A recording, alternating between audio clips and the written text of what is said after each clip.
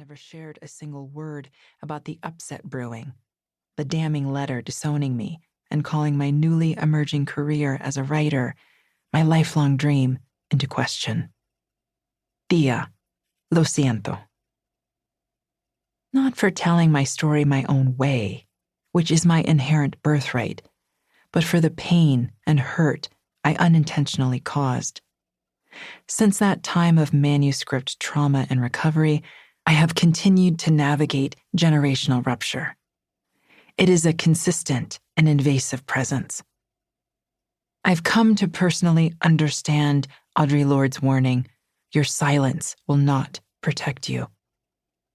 My silence will not, has not protected me. I will not avert my eyes. May these pages be an affirmation of and an invitation for all the many iterations of story and identity, of ancestry and belonging, of place and survivance there are. We are desperate for them all. Water never goes away. It only keeps returning in new form. That is the science, and that is the story.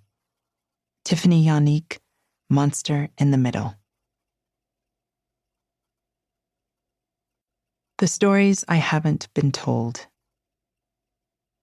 In my late 20s, during my Saturn return, when, according to astrology, the transition into adulthood is fully realized, I moved to Santa Fe, New Mexico, a place I'd been regularly visiting for nearly 8 years.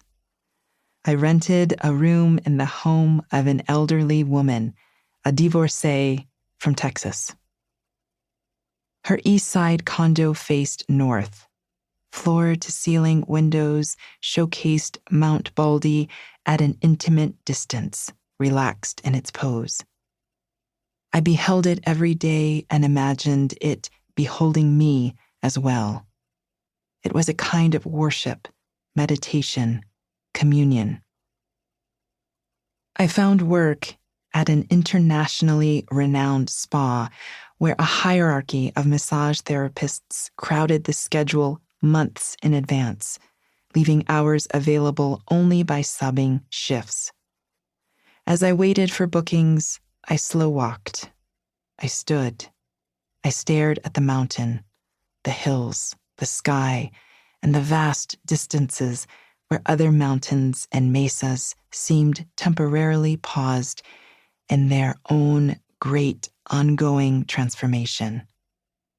I used this as tangible evidence of beauty, of stability, of possibility. There was no money for such a relocation. I'd borrowed what I could. My credit cards were maxed out after a recent divorce, and I had no savings, so I stayed to the trails, to the generosity, acceptance, and inclusion of Mother Earth, Mother Nature.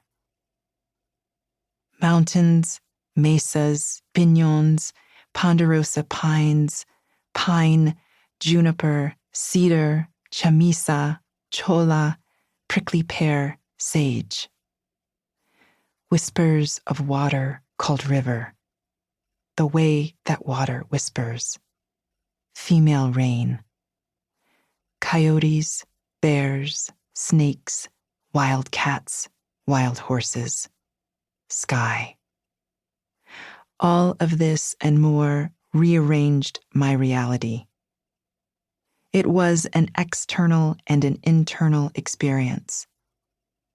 Because of this, I could soften and strengthen simultaneously, a teaching from the mountain, as if it were an eternal mother.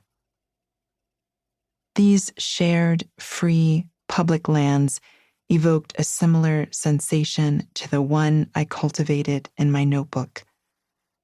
I was disoriented and overcome with vulnerability. Everything I did and said seemed awkward to me. I was unfamiliar to myself in this new home. I held to my pen, translated my details into language.